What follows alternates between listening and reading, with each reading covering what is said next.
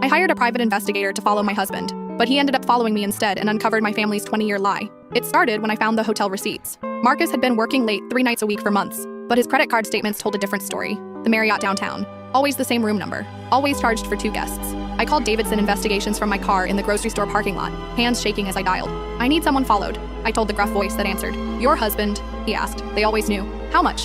"$500 a day plus expenses. I'd saved $2,000 from my grocery budget over 6 months. It would have to be enough." Marcus seemed different when I got home that night. Distant. He barely looked up from his laptop when I mentioned the Hendersons' divorce. "People change," he said. "Sometimes marriages just run their course." 3 days later, Detective Ray Davidson called. "We need to meet," he said. "Not about your husband." My stomach dropped. The coffee shop was nearly empty. Davidson looked like every detective from every movie. Rumpled coat, tired eyes, permanent 5 o'clock shadow. He slid a manila envelope across the table. "Your husband's clean," he said. "Those hotel charges? Company retreats?" I verified with his boss, saw the corporate booking records. But while I was following him, I noticed something else. I opened the envelope. Photos spilled out. Me, leaving the house at 6 a.m. every Tuesday. Me, driving to St. Mary's Cemetery. Me, standing beside a grave for exactly 10 minutes.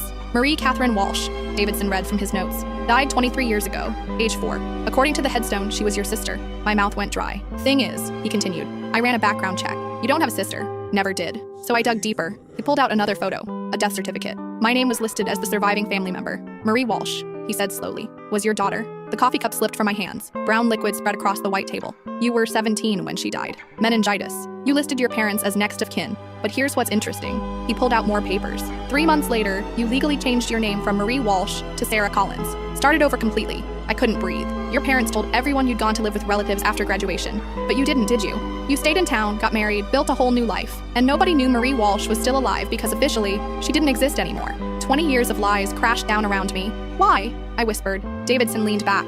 "That's what I'm wondering. Why would parents help their daughter fake her own death? Why would they maintain a grave for their granddaughter while pretending their own child never existed?" I stared at the photos of myself, this stranger who'd been visiting her dead daughter in secret for 2 decades. "There's more," Davidson said gently. "Your parents have been depositing money into a trust fund every month since you died. Accounts in Marie Walsh's name. There's nearly $400,000 in it." The room spun. Marcus found me there 3 hours later, still clutching the photos. I told him everything. About the pregnancy at 16. About my parents' shame. About the car accident they'd staged to explain my disappearance. About choosing to become someone else rather than face their disappointment forever. "The hotel receipts," I said finally. "Grief counseling," he admitted. "I knew you were hiding something.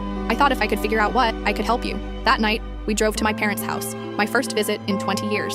Mom answered the door and collapsed. Dad stood frozen in the hallway. "We thought you were happy," Mom whispered. "We thought it was easier." "Easier for who?" I asked. There was no answer. We arranged to meet at the cemetery the next Tuesday. Together, this time, as a family. For the first time since I'd buried my daughter and myself on the same day. The trust fund paid for the headstone we'd never been able to afford. One that finally told the truth about who was lying beneath it.